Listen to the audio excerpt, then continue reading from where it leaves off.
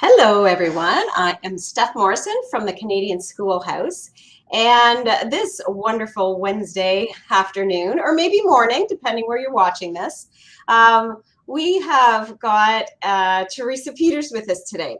And we are actually both Theresa and us at the Canadian Schoolhouse are part of a online homeschool conference that is starting next Monday. So this is kind of exciting. We were just part of this last year, but this online conference has been going on for 6 years. So it has been just getting bigger and more wonderful. I'm sure every year, I know the last 3 years that I've known about it, it's been a really great event. And it's organized in a way that there's so much like interaction and just community spirit in it. So have you been at it before as well, Theresa? I just came last year for the first time. So yeah, it's all new to me and it's very exciting. It's a wonderful conference. Yeah, so any homeschoolers out there, you definitely want to check this out. You don't have to go to everything live. I mean, the live part all happens next week.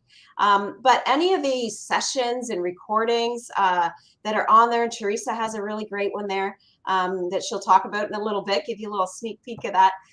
But anything that's on there is actually, it's going to be available all year. The only thing is you get to enjoy it free all next week. So you can go and see those sessions as they come out each day all next week, and there's no charge at all for it. And if you wanted that longer time to be able to watch them all, there's really a lot there. If you wanted to see more of those sessions in the future, then there's just some like $17, I think is the cost of it this year. Very, very nominal fee to just be able to catch all those. So why don't you put up that slide with the conference, and you can share that in our comments if you haven't done that already, Christine. Christine is our background tech person doing all our great things there. So yeah, so you can go and check out that to get registered. And again, it's a free registration, so it's going to be a great event. You can kind of pick and choose whatever. And there's, you know what, another really cool thing about this one is that it has quite a few different things for kids. So actual sessions and little training and teaching on topics that are specifically geared to kids of different ages. So I know there's a few really, really good ones that I want to make sure my boys get into, and a few really good ones that I'm looking forward to. So Theresa, why don't you start off and share us. I'm going to get you to actually share about your involvement in the conference later on. But first, why don't you tell our viewers about you? And you are a homeschooler as well, or a past homeschooler? No, you're still homeschooling, right? I have about 16 years like combined experience between my kids homeschooling, but I'm not currently homeschooling. I love homeschool. I love homeschoolers, and I think it's like an amazing opportunity to really have an impact on your family and your relationships. Mm-hmm.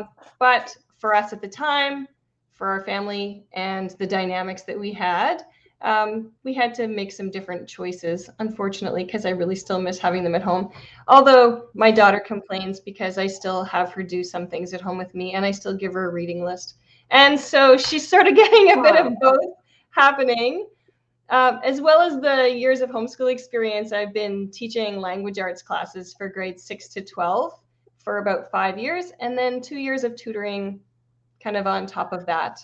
So I just know that homeschool parents are really stretched thin. So, you know, not everyone feels equipped to teach writing and grammar and editing, or maybe parents have learning differences or learning gaps or language barriers. And sometimes it just helps to have, you know, different eyes or a different voice. You know, sometimes our children listen differently to someone else than they do to us.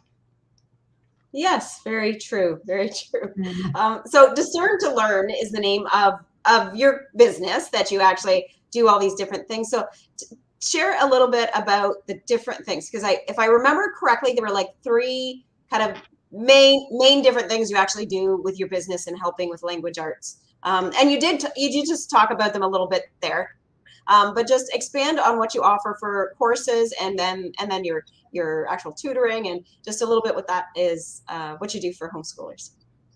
Yeah, absolutely. First thing I do is I do virtual classes. So some of those are like full year complete language arts programs.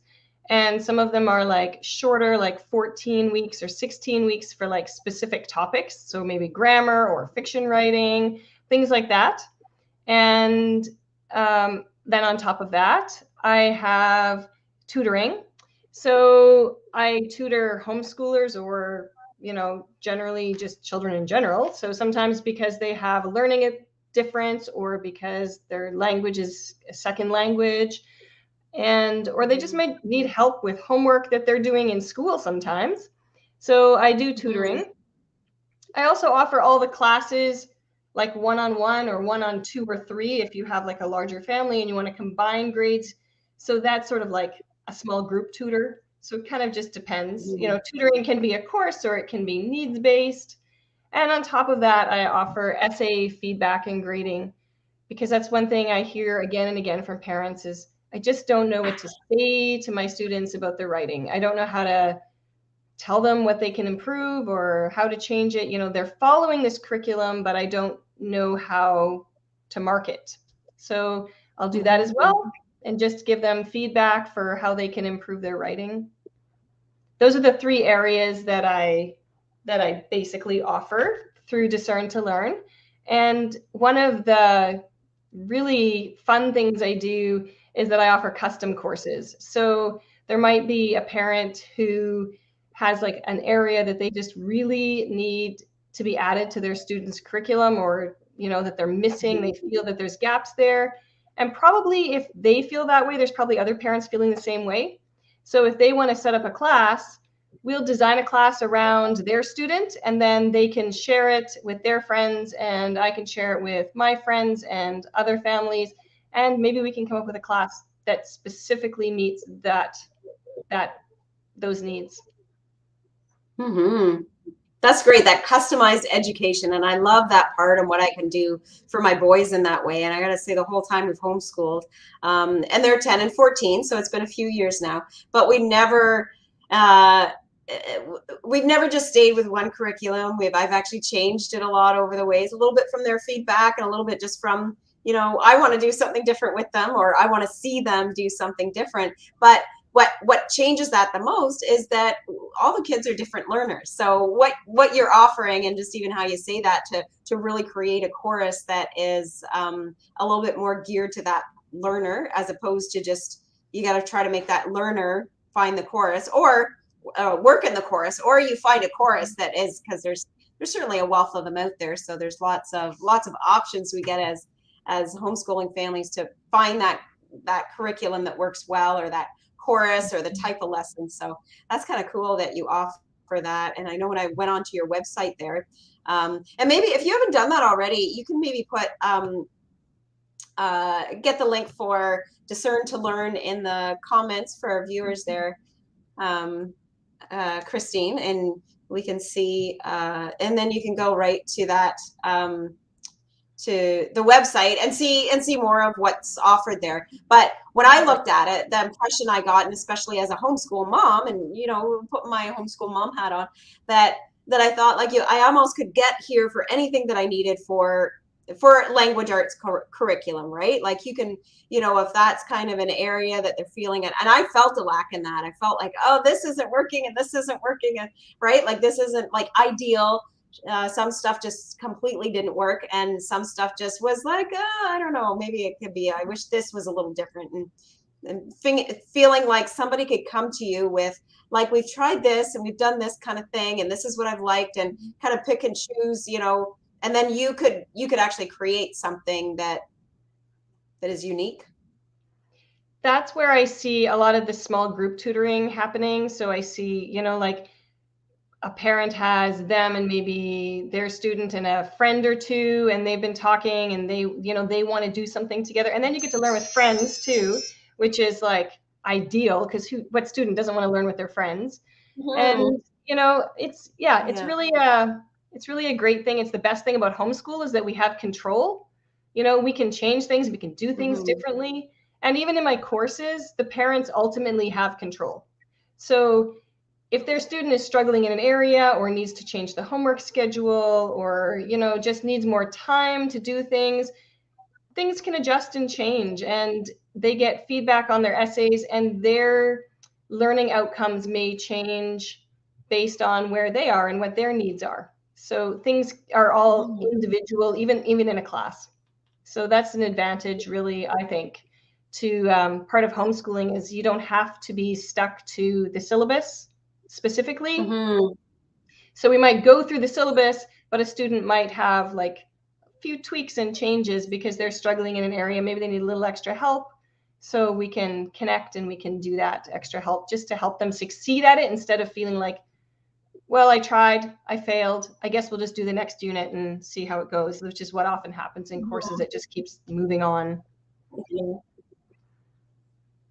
Mm-hmm.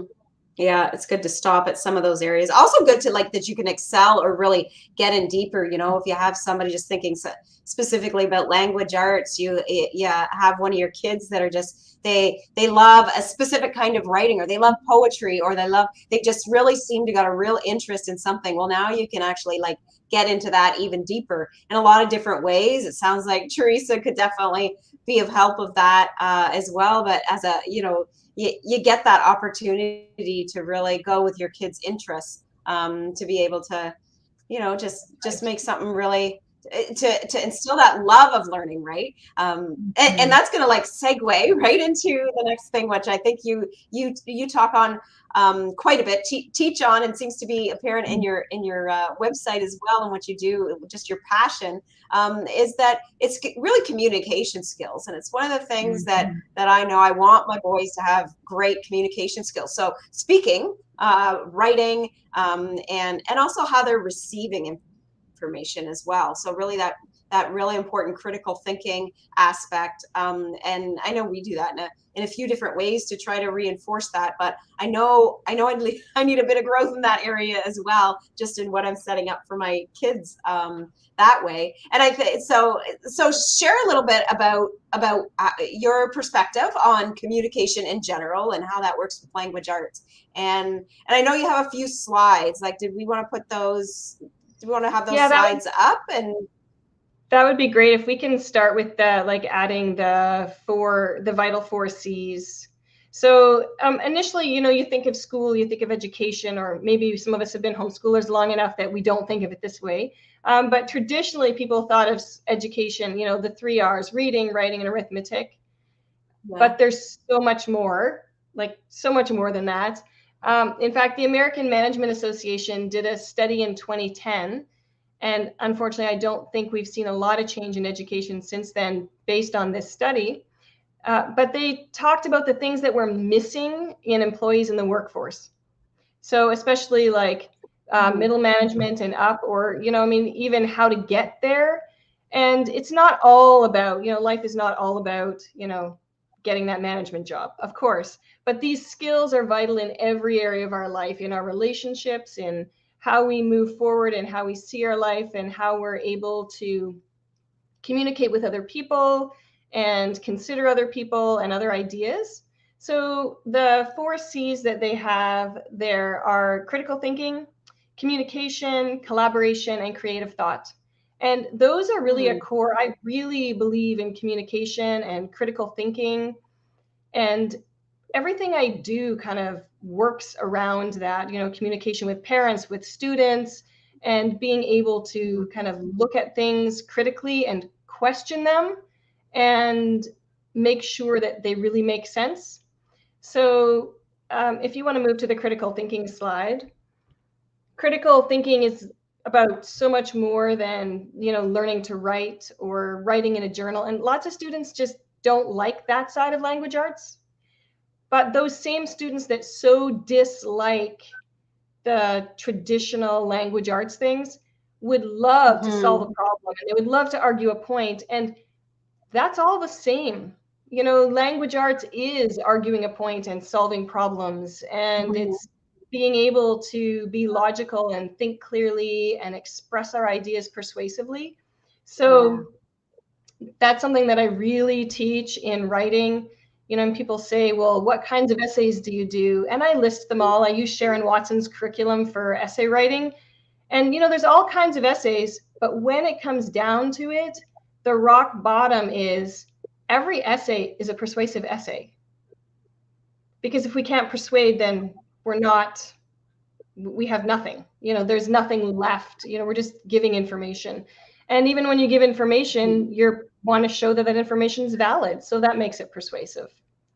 So we can move to the next slide. And, communicating ideas. So being able to communicate in writing, in speech, those are like huge skills, skills in relationships and skills in the workplace, skills in family and friendship. Exactly. Communication is in everything.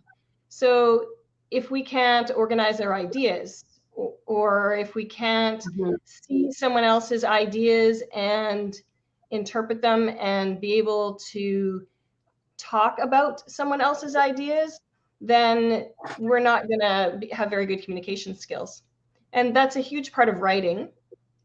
And I even take that farther in my classes, because I encourage them to learn to plan and organize and schedule their lives, to practice note-taking and study habits, all of that piece. So that's not all communication, but it's all about just being able to synthesize information. So we have all these things in our lives that we need to kind of make mesh together. We also do presentations, oral presentations, so they're virtual, which makes them a little bit easier for students, I think, to begin doing them. Because they're virtual, there's no real people, but they also do it in class all the time. I have open mic classes, so I want to hear them discuss and talk about ideas, and they always have to give a reason for their thoughts and ideas. I didn't like the book is not a good answer, especially not in high school. So, well, why didn't you like the book? Show me something from the book that shows why you didn't like it. Give an example to prove your point so that you can, present that effectively. So you have an opinion, but you have to be able to present it respectfully and with confidence, and know that your opinion is valid if you can prove it. So I'll take pretty much any opinion if you can prove it. So that's kind of part of the communication piece. And I think that respect is sharing an opinion with respect and confidence is a little bit of a lost. I don't know if it's a lost art or it's just like one of those skills that doesn't seem to be really strong in just general sharing of opinions, right? So this even works well in just how your your relationships with friends, and certainly in any kind of workplace or business, right? So it's but being able to be respectful that maybe when you share your opinion, it's not going to be met with like complete, oh yes, I'm totally of the same opinion, right? But still, even when somebody doubts your facts you've said, it's you're still saying it with confidence. And I mean, our kids, like, that's a maturity thing. So I think it's so important that we're developing that in our kids, and especially my 14-year-old. I see that being a really important thing. I'm actually like feeling that crunch time. Like, he's 14. It's like, oh, I probably only got like 4 more years of real influence over him. I mean, as a mom, we always have a little bit of influence over our kids, but just that he'll be going more on to just living his whole own life. And I don't feel like I've instilled some of this stuff about, effectively presenting an idea. And I will say mostly what I'm doing now is verbally. Like, I've noticed, I've been aware that need to have that, to grow that skill in especially my older son. But I want that to be done written as well. Now, I would say that my older son is not really strong in writing, at least right now, but he's pretty good at arguing a point. He just needs to do it with more respect and confidence. So that's a really good point there. It does transfer as well. You do things orally and they do transfer. When you are able to communicate orally, it gives you the confidence to write confidently. And, interestingly enough, I didn't think my son was listening at all in the writing classes he took with me. That's how I started teaching writing, is writing and literature, is because I wanted him to be able to do it in a group of peers. Because how can you communicate if it's just you and your mom? He felt like I always must be right, or that I thought I was always right. So, but then, he went to school later in high school, and, look at that, grade 12, and he's like, putting out essays and doing great. So he did learn, somewhere along the line, it comes out later when they really need it. So, and collaboration is really important too. So the way you're talking, back and forth and listening and interacting, like that is a important skill. And that's something that we're always doing in class as well. So we do it just with conversation in class, to be able to listen to different thoughts and ideas, and also be able to take it when someone disagrees with us. It's okay. Someone can disagree with us. They have their ideas and their proofs, and they can think differently. And one other thing that I've introduced is Socratic Seminars. So I don't know if you know much about them, but the group just talks and discusses a topic. So you give a piece of writing or you give an essay, and then you talk about the ideas. And your point is not to make everyone agree with you, like it is in a debate. In a debate, you're trying to win points. But in a Socratic seminar, the idea is to ask questions and learn why people think the way they think. So instead of just waiting your turn to attack that idea that you disagree with so you can prove it to them, you're trying to figure out what question you can ask to find out why they believe that way, or if perhaps maybe you can introduce your idea with a question. Well, do you think that in this circumstance, this might be true? Or in what circumstances might that be true? Or, so that you can learn from them how they really think and why they think the things that they think. So being able to ask questions to learn and listen to another side, to an opinion, is like a vital skill in life. And I think I agree with you. It is becoming a lost skill. Yeah. So it's very sad to me. It's one of my passions to be able to understand all the sides. And when we do research essays, I encourage, and by advanced essays require, that they are researching both sides of the argument. Because how can you make an argument if you don't know what the other side is? Or if you know what the other side is, but you don't know why they really believe that. Because the people who believe differently than you are still intelligent. They just have come up to a different conclusion. So it's important to be able to look at a different idea, to listen, to learn, to respect opposing views, still have yours and be confident. And I encourage students to know what you believe. Like, do know what you believe. Like, don't be swayed by every opinion that comes around. If you have like personal or religious beliefs, know what you believe and believe them. Be firm in them. Look for where people are trying to change your mind, but definitely listen to them respectfully, because otherwise you've lost any opportunity with them to have like a relationship or to have any influence in their lives as well. So, and that allows you to have creative thought, actually, to be able to listen to other people, knowing what you believe, and then, but realizing that other people believe differently. The world is full of all different kinds of people. So it's important to be able to just accept that and understand that people are going to be different, and we might think one way, but they think differently.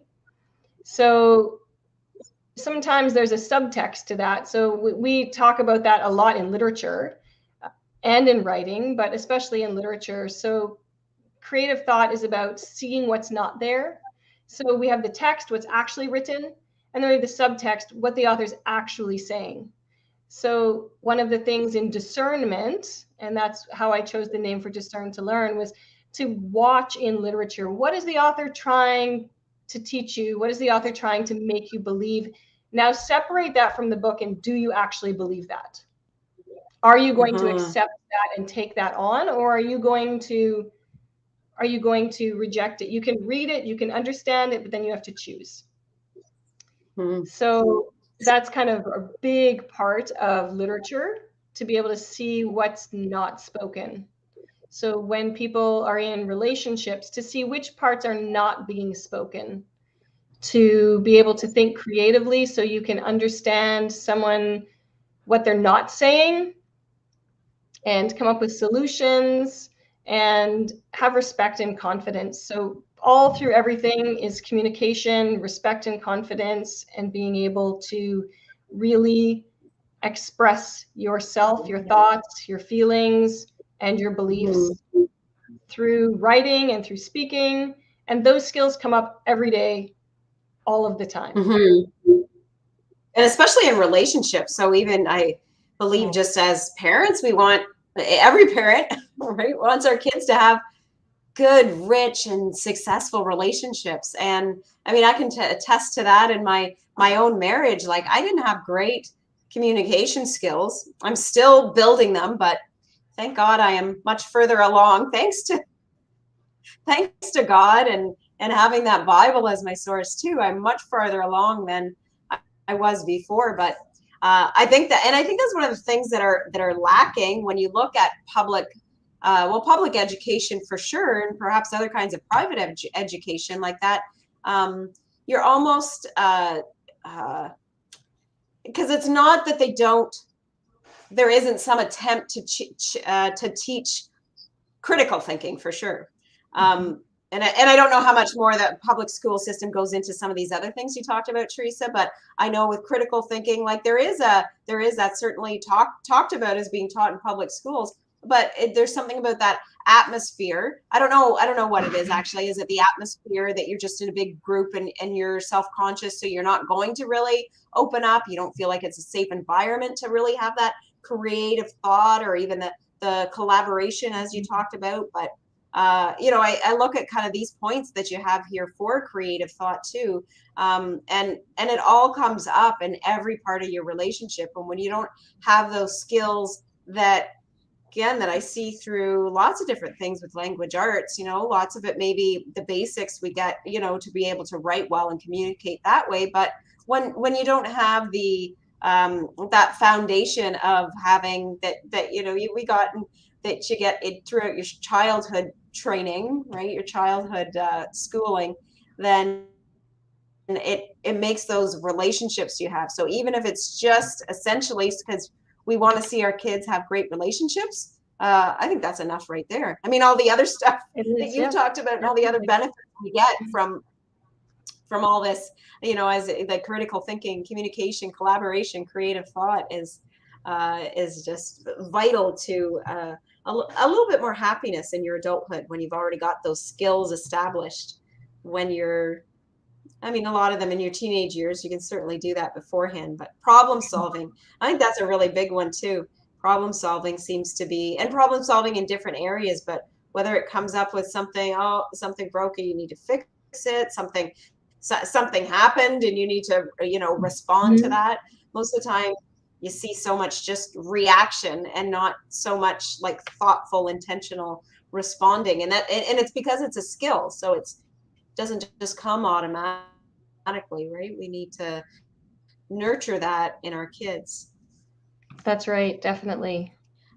So I would love for you to talk a little bit, just with the few minutes we have left here, about what you're actually talking about at the Canadian homeschool, the Canadian online homeschool conference, in your session. I actually am quite interested in that one as a parent, because this one is for parents, but it's called No Fear Essay Writing, a class for parents. And I like this. Like I even have great skills in writing. I've written in a lot of different ways, and I and I love writing, and I try to instill that in my kids. And I don't know if they're like super, super as loving writing as me, and they don't have to be. However, I find essay writing, like I like it, actually really I gravitated to that, to say no fear essay writing, because that's not a type of writing that I've even really done to any great extent. I mean, I'm sure I did it in like English class, and you know, a couple of decades ago when I was in school, but